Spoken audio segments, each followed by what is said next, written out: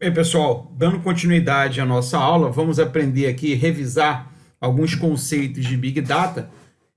Um dos mais importantes são os famosos, na verdade são 4 Vs, algumas documentações falam de 5 Vs, outras falam de 7 Vs. Eu vou usar aqui o que eu acho que é mais interessante, que é os 5 Vs, né? Primeiro, o volume, o próprio nome já diz, né? Big, grande, data, dados. Big Data, ou quantidade enorme, gigantesca de dados. Mas o que vem a ser realmente Big Data? Bem, os bancos de dados relacionais, eles operam muito bem até 5 tera, 10 tera no máximo. Acima disso, já começa a virar um gargalo. Você é obrigado a espalhar várias tabelas em vários bancos de dados diferentes, criar uma visão separada de armazenamento. Outras soluções te entregam um cluster com queries paralelizadas, espalhadas entre vários bancos de dados, e segue uma filosofia de dados estruturados, ou seja, linha e coluna. Aquilo que você vê com SGBD, né? Sistema gerenciador de banco de dados tradicional, ou até mesmo numa planilha de Excel, onde você separa as coisas por linhas e colunas. Então aí nós temos exemplo de dados estruturados. Você também pode ter dados semi-estruturados, e eu vou falar mais adiante dados não estruturados. Mas numa visão de tamanho de Big Data, eu digo que qualquer coisa acima de 10 tera já podemos considerar como Big Data, né? Ou Medium Data, né? Aí acima de 100 tera a gente já consegue classificar como Big Data realmente. E vocês vão observar que os sistemas tradicionais não conseguem tratar essa quantidade absurda de dados, que pode estar em repouso, que nós chamamos de data at rest, tá? Dados em repouso, ou data in flow, que significa dados em fluxo, informações que vão chegando em tempo real. Então o volume é muito grande, você precisa de sistemas que sejam capazes de tratar essa quantidade gigantesca de dados de uma maneira rápida, tá? Quando chega em determinada situação, o seu banco de dados não aguenta mais, você é obrigado ao quê? Pedir ajuda. Então, quando você usa o conceito de pedir ajuda, você começa a enxergar sistemas distribuídos, já que ele consegue escalar na forma horizontal. Ou seja, você vai colocando vários servidores trabalhando em conjunto, diferente de um banco de dados tradicional, onde a escalabilidade é vertical. Ou seja, você vai aumentando a memória, vai aumentando a CPU, vai aumentando o disco, mas vai chegar um determinado momento que isso não vai ter mais para onde expandir. Aí vira uma dor de cabeça, vira um problema. Muito bem, o segundo grande ponto a ser colocado é a variedade. É uma variedade muito grande de dados e informações que vão chegando. Na verdade, informação não, porque informação são dados processados, né? Então, na verdade, nós temos uma quantidade gigantesca de dados, sejam eles estruturados ou não estruturados ou semi-estruturados, ou seja, desde um banco de dados tradicional que você pode fazer um ETL, um Extract, Transform, Load, e tirar de um banco de dados e colocar dentro da solução de Big Data, no caso o Hadoop. Tá? Nós vamos comentar sobre o Scoop, que é o módulo do Hadoop, do ecossistema que faz esse tipo de coisa. Você pode capturar dados não estruturados, ou seja, dados, voz, vídeo, texto, e aí vai. Então, existem várias ferramentas que trazem essa informação de outros lugares e coloca dentro do lago de dados gerado pelo Hadoop, ou Data Lake em inglês. Aí nós temos o Flume, nós temos o Flink, nós temos o Kafka. Então, existe uma infinidade de ferramental que permite você capturar esses dados vindo de diversas fontes e colocando isso dentro do Data Lake do Hadoop. A velocidade que isso chega é uma coisa absurda, né? Imagine eu ficar coletando informações de 100 servidores de web para fazer processamento de máquina de aprendizado para tentar bloquear em tempo real ataques direcionados na minha rede. Então, isso é um exemplo. Então, a velocidade que esses dados chegam é uma forma absurda. Imagine dados chegando de diversos sensores de Internet of the Things, de Internet das Coisas. Também é uma quantidade absurda de dados e que eu posso processar em tempo real ou não. tá? Claro que existem módulos que te ajudam, né? Você tem hoje um cluster de Storm, você tem hoje o próprio Spark, que possui módulos para processamento de dados em tempo real. O Hadoop não foi feito para isso, tá? Ele foi feito para processamento offline, tá? Você coloca lá e processa. Mas existem outros blocos do ecossistema que garantem que ele consiga realmente fazer processamento de data in flow, o que chamamos de processamento em tempo real. A veracidade é o quanto aquele dado é válido, está consistente. Por exemplo, e se eu começar a capturar temperaturas do corpo humano acima de 45 graus? Não são dados veros, né? Pode ser que tenha algum problema no sensor. Então, até que ponto esses dados têm a veracidade e entregam aquilo que eu espero? Então, esse é um outro dos Vs que é falado em Big Data. E de tudo, o valor. O que eu tiro de valor desses dados? Primeiro ponto você tem que criar pergunta de negócio, ou a pergunta que vai gerar a hipótese. Na verdade, a pergunta já é a própria hipótese que você quer levantar, né? E a partir dali você vai extrair as respostas para corroborar a sua hipótese. Ou até mesmo responder algo que você nem tem hipótese. No caso de machine learning, uma análise não supervisionada, por exemplo, é esse tipo de resposta. E a gente, dentro do ecossistema do Hadoop, nós temos um módulo que faz tratamento de machine learning dentro do Hadoop, que é o Mahout, ou usar o próprio Spark ML, né? É o machine learning dentro do Spark para fazer essa parte de inteligência artificial dentro de um ecossistema de Hadoop. Então, esses são os principais Vs que eu enxergo, que são os mais adequados para entender o porquê que existe o conceito de Big Data. Big Data não é um produto, Big Data é um conceito que em cima dele se constroem as soluções para endereçar o problema de análise em cima de uma quantidade absurda de dados.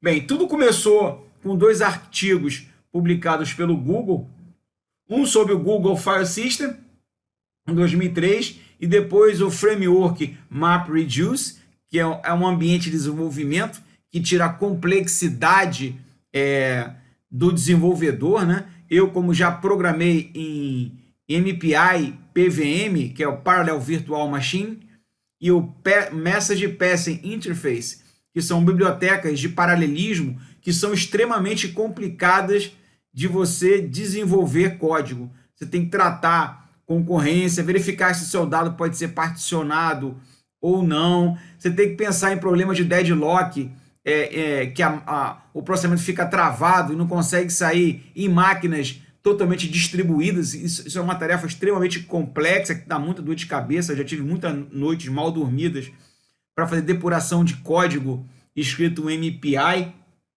Então, a ideia do MapReduce vem justamente para essa, né? Tirar a complexidade e desenvolver código paralelizado. Doug Cutting é o cara que desenvolveu, assim como ele também desenvolveu o projeto NUT, que depois virou Hadoop e ficou hospedado na Fundação Apache. Ele também foi o criador do Lucene, que é um search engine que a gente coloca também dentro do ecossistema de Hadoop, que se escreve SOLR, mas se pronuncia Solar, Solar, que faz justamente essa parte de mecanismo de busca, indexação dentro da estrutura do Hadoop. Com certeza, nós teremos alguns treinamentos avançados da solução. Nós vamos aprender a construir clusters de Hadoop dentro da escola de AI, para vocês verem todo o ecossistema funcionando e mostrando casos reais de utilização. Em 2007, o Yahoo deu uma alavancada bem grande dentro do ambiente do Hadoop, criando um dos maiores clusters de Hadoop no mundo. Em 2008, ele transforma, é o principal projeto que nós temos hospedado hoje na árvore de diretórios do Apache. E a partir de 2011 sai a primeira versão estável do Hadoop. Eu já trabalho com Hadoop basicamente desde 2008. Na verdade, eu comecei estudando a teoria, fazendo algumas implementações práticas sim para me entender. É claro que para colocar em produção é um negócio meio complicado no mundo corporativo, né? Somente aquelas empresas que mais desenvolviam dentro do Hadoop é que colocaram ele em produção dentro das suas empresas. Agora, uma empresa tradicional que nunca mexeu com a tecnologia e compra a tecnologia como um produto, então eu não comecei a implementar. Mas a partir de 2012 em diante, aí sim eu comecei a enxergar isso como solução comercial e a implementar na unha. E vamos ver que a dificuldade é muito grande de tratar esse tipo de arquitetura. Muito bem. Então, quem é o Hadoop? É um projeto open source, ou seja, você não compra ele como produto. O custo é zero. Gente, não é custo zero. Você simplesmente não compra licença para usá-lo, caso não seja uma distribuição comercial, onde você está comprando o suporte. Então, já começa por aí. Você não pode vender um projeto open source. Totalmente escrito em Java, tá? E ele é otimizado para tratar uma quantidade muito grande de dados através de paralelismo. O MapReduce ele entra para esse tipo de situação. Ele resolve problemas de uma variedade muito grande de dados, seja eles estruturados, não estruturados e semi-estruturados. E você pode criar ele em hardware de prateleira, não precisa ser servidores dedicados de grandes fabricantes. Claro que se você vai criar uma solução comercial, você vai comprar máquinas da Dell, IBM, HP, Lenovo, e aí vai para criar sua solução, e até a própria Huawei, para criar esse tipo de estrutura de alto desempenho. Mas ele pode ser montado em qualquer local. Como vocês viram na minha aula de apresentação, vocês viram as minhas maquininhas que rodam os meus clusters de Hadoop. Máquina de prateleira. Tem grande desempenho. É claro que ele foi feito para Big Data, então na verdade é para tratar a quantidade muito grande de dados. Se você trabalhar com Small Data, ele não performa. Isso é clássico. Mas existem outras soluções que se acoplam que entregam mais desempenho. A confiabilidade é provida através de replicação, ou seja, os dados ficam gravados, ele precisa ter no mínimo são 3 cópias distribuídas num cluster de Hadoop. O que é um cluster? É um conjunto de máquinas que passam a agir como se fosse uma única só entidade, um supercomputador virtual. Quem está usando pensa que uma única máquina responde para você, mas na verdade são várias máquinas que criam a ilusão de um único sistema. Daí a gente usa um termo na comunidade científica de Single System Image, ou sistema de imagem única. Nós criamos uma configuração que quem está utilizando pensa que somente uma máquina responde para você. Ele não foi feito para transacional. Ele não foi feito, eu faço uma query agora e eu tenho a resposta em tempo real. Então, cliquei o botãozinho aqui para comprar, ele faz uma consulta no banco de dados, armazena e te entrega uma resposta. Ou ele cria uma situação do tipo ou tudo ou nada, uma transação atômica. Não foi feito para transações do tipo online. Então, ele é bom para trabalhar com Big Data. Então, essa é a primeira coisa que vocês têm que ter na cabeça. Quando a gente aprende um conceito de Hive, quando você faz uma query dentro do Hive, vocês vão ver que ele demora. Ele tem uma latência por causa do MapReduce. Mas se você tentar fazer isso, por exemplo, colocar 500 tera dentro de um banco de dados, caso você consiga, né, e mandar fazer uma query, a tua máquina explode. Não consegue fazer. Mas dentro numa visão de Big Data com Hadoop usando o bloco Hive, que é um Data Warehouse, você consegue fazer a consulta que você necessita dentro de uma quantidade gigantesca de dados. Então, volto a dizer, a solução Hadoop foi feito para Big Data, não Small Data. Tá? Então, essa é a primeira coisa que tem que ficar bem claro. E um pouquinho da história, né?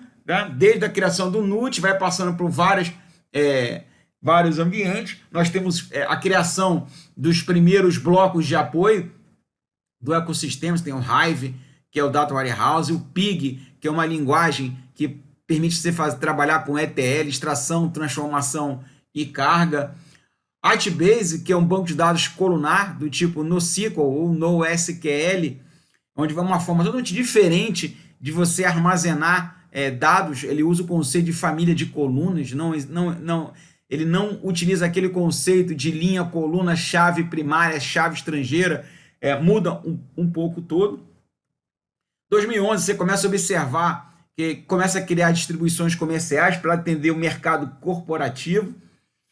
Aí a Cloudera lança o Impala, que é uma outra ferramenta também de Data Warehouse de alto desempenho. Em 2013, lança o Hadoop 2.0, que muda totalmente o conceito, que permite que ele seja multi-tenant, ou seja, vários usuários conseguem concorrer, rodar várias aplicações dentro do cluster, que até a versão 1.0, somente o único processamento MapReduce poderia rodar dentro da estrutura. A partir do 2.0, com a invenção, a criação do Yarn, que é um orquestrador, a coisa muda totalmente de figura. E você consegue ter uma solução muito mais palpável para o mundo comercial, onde você precisa compartilhar os recursos de uma maneira inteligente.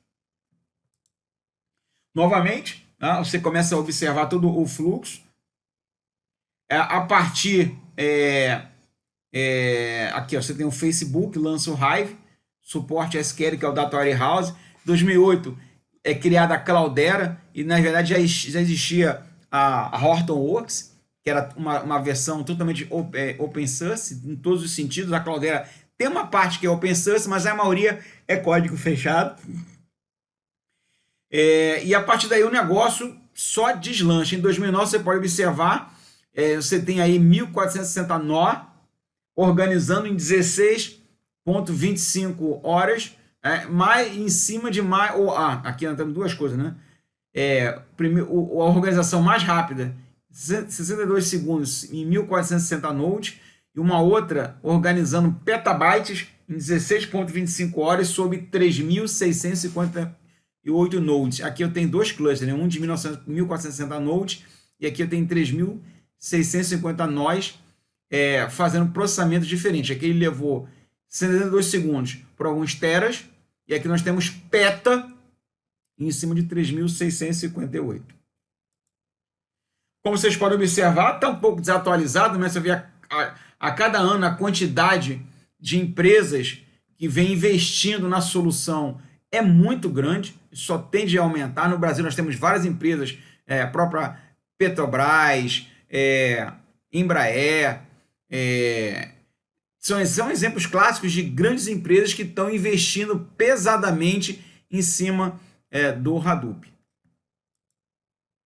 E como tudo, o Hadoop sozinho não é nada, né? Na verdade, o Hadoop sozinho só consegue executar o MapReduce. Mas se você precisar conversar com o banco de dados, coletar informações de banco de dados, você usa o bloco Scoop. Aí entra um pouco o ecossistema. E se eu precisar fazer processamento de forma iterativa, o que é? Os mesmos dados podem ser aproveitados e sendo executados várias vezes, tá? É diferente de interativo, onde existe a interação entre eu e o ambiente, peço alguma coisa e ele me responde. A interação não. O dado pode passar por diversos blocos quantas vezes eu quiser. Isso é interessante em Machine Learning. E o Hadoop não trata bem. Dá para fazer? Dá. Mas ele não trata bem esse tipo de estrutura, porque ele acaba ficando muito lento, já que tudo ele tem que salvar no HDFS. Aí entra o Apache Spark, onde toda essa parte de processamento, manipulação dos dados ficam em memória. E ele tem um framework chamado RDD, e que você consegue interar sobre a memória e acaba entregando 10 vezes mais rápido a nível de processamento do que se trabalhar com Hadoop tradicional. Eu quero trabalhar com banco de dados colunar, aí eu tenho o HBase. Eu vou trabalhar em cima de um Data Warehouse, você tem um Hive, tá? Ou o Impala, para fazer essa parte de SQL sobre Hadoop. Aí você pode armazenar isso num formato de dados diferente, Parquet, Avro, que são formatos binários, ou também o formato tradicional, né? TXT, JSON, que é um tipo de metadados, XML, arquivo texto do tipo CSV, muito usado em planilha. Vou trabalhar, preciso armazenar dados na forma de texto ou chave, valor. Aí você tem o MongoDB, Cassandra, captura de dados. Aí você tem o Kafka, Flume, Apache NiFi. Ou seja, existe um ecossistema em que você acopla em cima do Hadoop para entregar uma solução completa. Entendendo então quem é o Hadoop? São máquinas de prateleira que é implementado um sistema de single system image. Basicamente, você tem uma autenticação, você tem acesso ao SSH sem senha, você vai colocar um sistema de monitoramento, pode ser o Nagios, Ganglia, os Zabbix com Grafana, um shell paralelo que eu gosto de usar e implemento nas minhas soluções, que é o PDSH, o Parallel Distributed Shell, que permite executar o mesmo comando em várias máquinas ao mesmo tempo. Ou seja, um conjunto de ferramentas que criam a ilusão de que um único sistema responde para você. Em cima disso, usando os discos na barriga, os discos internos, você cria o Hadoop File System, que é um sistema de arquivo distribuído, otimizado para leitura, que entrega confiabilidade baseado em replicação. Você tem o orquestrador, que é o Yarn, é simplesmente uma ferramenta que você vai receber pedido dos usuários, ele vai checar se o nó está disponível ou não, manda ele executar, monitora se o job está funcionando e entrega o resultado para você. Além de submeter isso para várias filas, controlar a prioridade.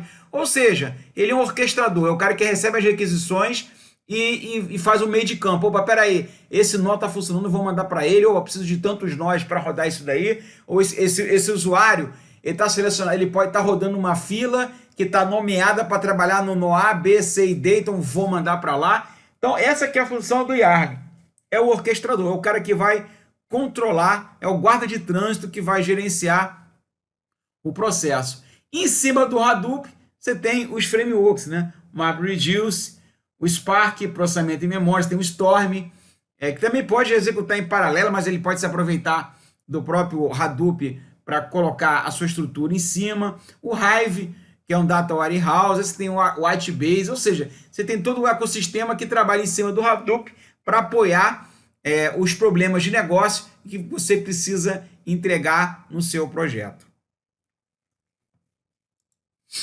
Novamente, uma visão bem ampla, você tem todos os tipos de fontes de dados, né? Sistemas de legado, simplesmente você clica lá no seu portal, a parte de web e redes sociais, informações de geolocalização, sensores de machine learning, sensores e máquinas para a parte de internet das coisas, log de servidores e dados estruturados. Tudo isso injetando e dentro do ecossistema eu faço o processamento e consigo entregar processamento em batch, ou seja, entrada, processamento, saída. E eu não movimento, eu não mexo em nada nessa estrutura. Então tá aí processamento em lote. Entrou, processei, saí e a minha saída eu entrego. Eu não posso mais alterar a minha saída. Interativo do tipo, você interage com ele, o Hive, por exemplo, você interage, faz as suas consultas em tempo real.